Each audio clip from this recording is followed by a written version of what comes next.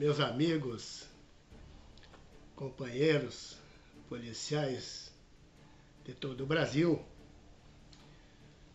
aos nobres associados da ANA-PFF, estou aqui como de costume para levar até os senhores o que ocorre no âmbito das tratativas concernentes à nossa Polícia Ferroviária Federal. Esta foto que os senhores viram aí é do senhor Silvio Stalin. Ele é almirante, chefe de gabinete do ministro Torquato Jardim. Como todos sabem, em outra oportunidade nós estivemos lá e falamos com os dois. E através de um convite, nós fizemos presente novamente para discutirmos a questão da Polícia Ferroviária Federal a ser incluída no Plano de Segurança Pública Nacional. Nós fizemos uma reunião, assembleia no Rio de Janeiro, para discutirmos algumas questões também relativas à nossa polícia, que foi colocada então em votação uma chapa para assumir a direção do Sindicato Nacional e também para deliberar sobre assuntos pertinentes à nossa polícia. Saí de lá com forças renovadas, apoiado por toda a categoria.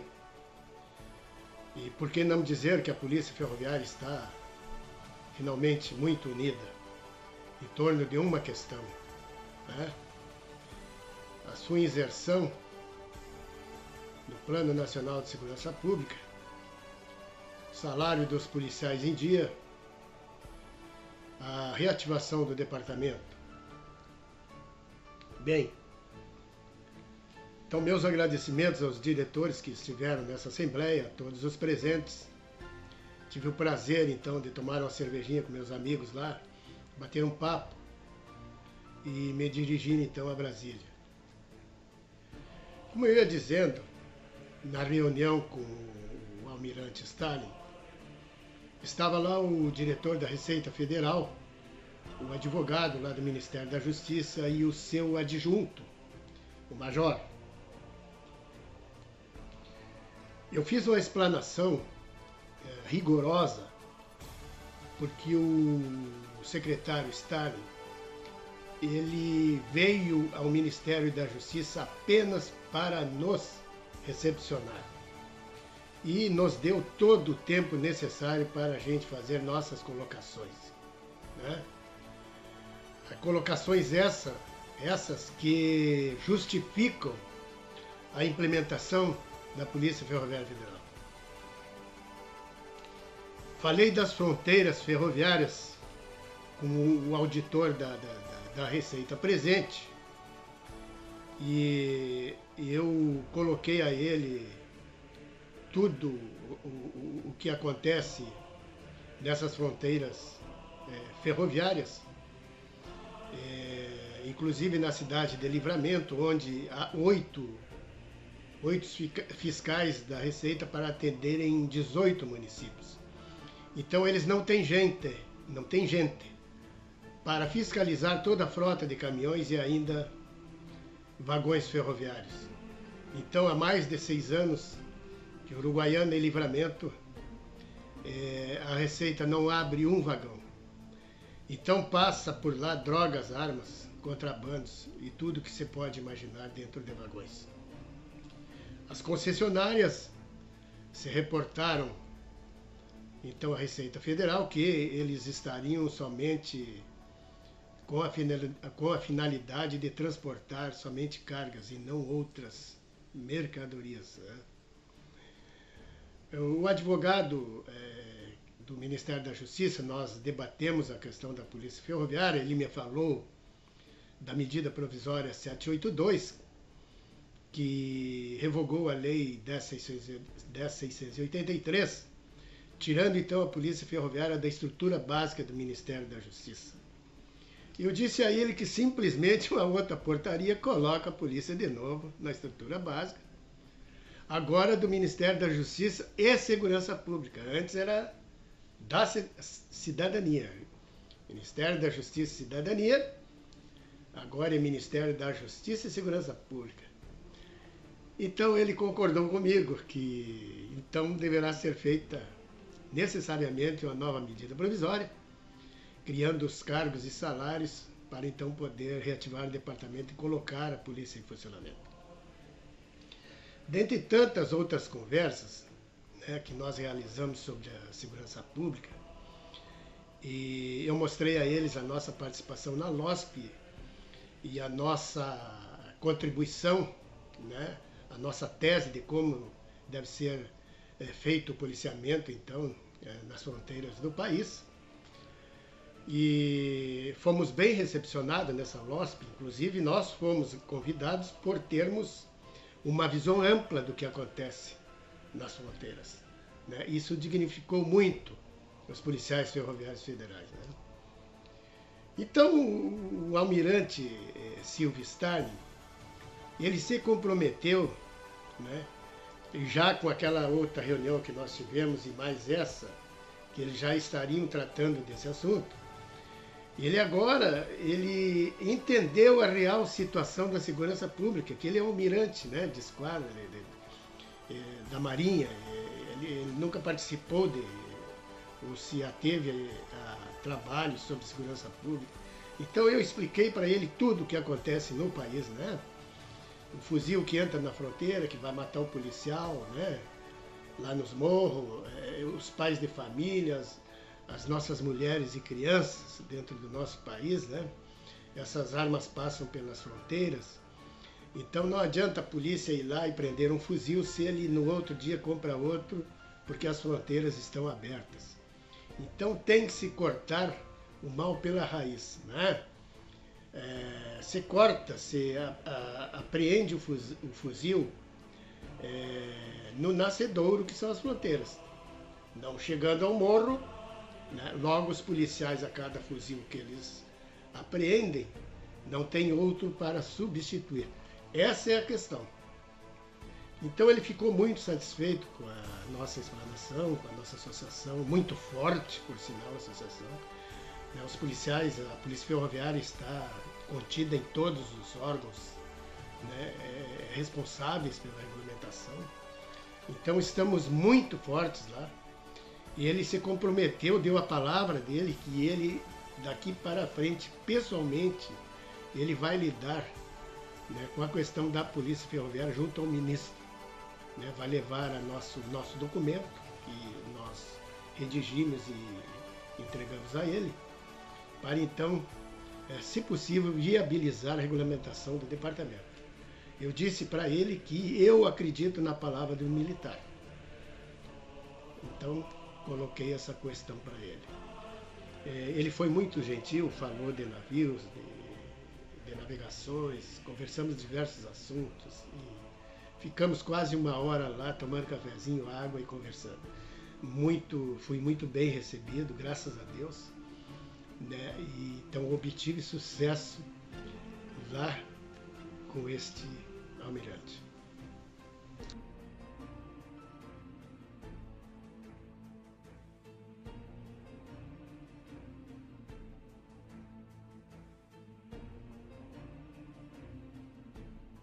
Mas então eu peguei a agulha com a linha.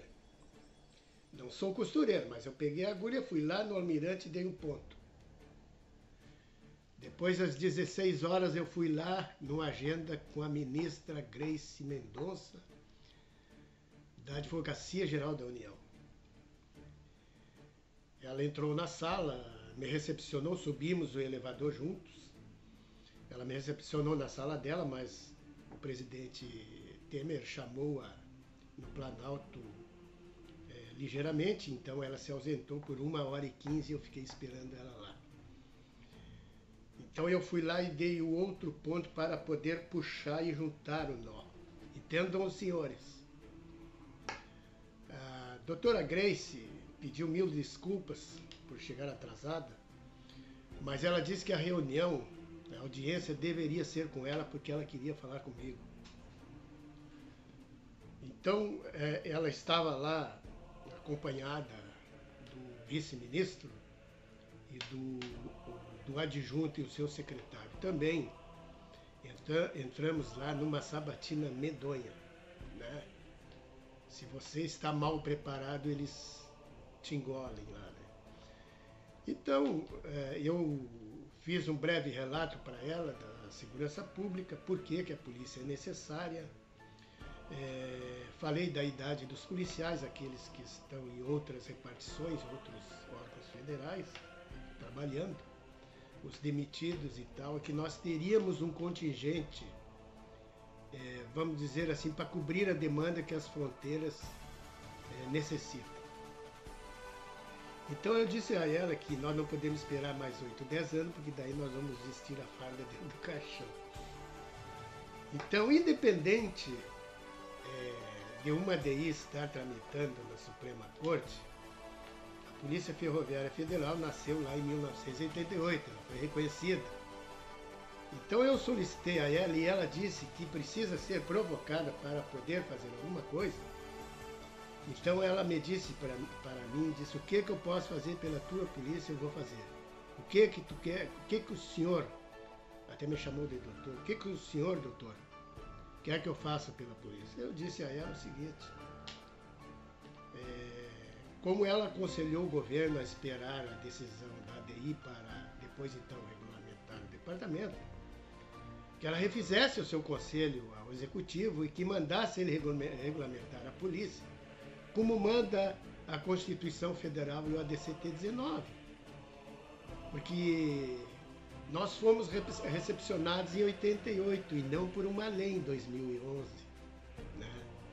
Então deixar de lado a DI e trabalhar em cima da polícia. Ela concordou exatamente comigo. Então ela vai se reunir com o ministro da Justiça para viabilizar a recepção dos policiais constitucionais da Polícia Ferroviária. E vai se reunir com o ministro, logo após a manifestação do PGR, ela vai se reunir com o ministro Fux, deixou lá anotado, para marcar uma agenda, para então levar a ele a necessidade então de colocar a polícia em funcionamento, da necessidade para fazer parte, né, ser incluída no Plano de Segurança Pública Nacional. Vejam, senhores, ela vai fazer isso, me deu a palavra. Nos próximos dias a PGR se manifesta e logo após então ela vai falar com o ministro Fux para então viabilizar a nossa polícia. Então foi amarrado os dois pontos. Ela vai falar com o ministro, vai se reunir com o ministro da Justiça, Torquato Jardim,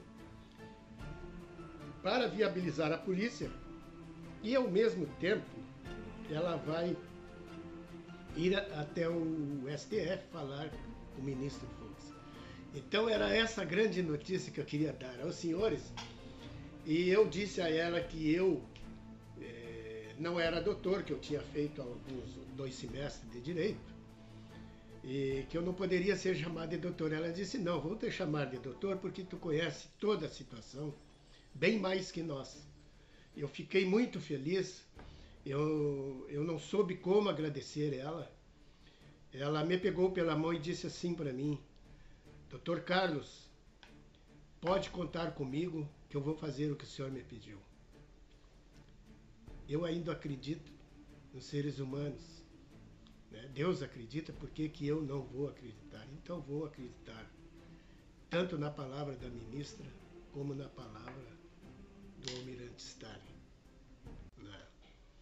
Então, policiais ferroviários do Brasil, os senhores se preparem, que logo, logo nós vamos, né, realizar a nossa grande festa, né, pela vitória conseguida. Então está aí, e o que eu queria esclarecer aos senhores, colocar os senhores a par, e nossos diretores de outras páginas, inclusive do WhatsApp, já teriam esse conhecimento, e já teriam passado a todos os policiais, porque nós resolvemos na Assembleia não escondermos nada de ninguém, agirmos sempre como agimos, né? Na transparência, na honestidade, na veracidade. Deveremos sim começar uma polícia digna, limpa, né? Esquecer que em nosso meio tiveram elementos que concorreram para que essa polícia não saísse do papel, né? Uns por dinheiro, outros por incapacidade, né? Outros porque queriam fazer festa e viajar e se divertir, né? Então a polícia, a partir de 2013, com a fundação da nossa associação, os policiais então tiveram aonde se amparar. Verdadeiramente estão amparados por uma associação séria, por pessoas que dirigem essa associação, pessoas sérias, pessoas dignas, né, que estão trabalhando dia e noite incansavelmente pela nossa polícia, né? Não só pela nossa polícia, mas pelos nossos salários, né, pelas nossas indenizações. Salários esses que nos foram negados por próprios companheiros, né, que nos deixaram há 25 anos, jovens senhores, envelhecermos agora sem ter o acesso a um bom salário, né, nos deixando sofrendo junto aos nossos familiares por tanto tempo. Então está aí, senhores, a explanação, a clareza, a honestidade e a transparência posta aos senhores. Então, desejo a todos os senhores que tenham um bom final de semana e que fiquem na esperança que estamos chegando lá. Muito obrigado.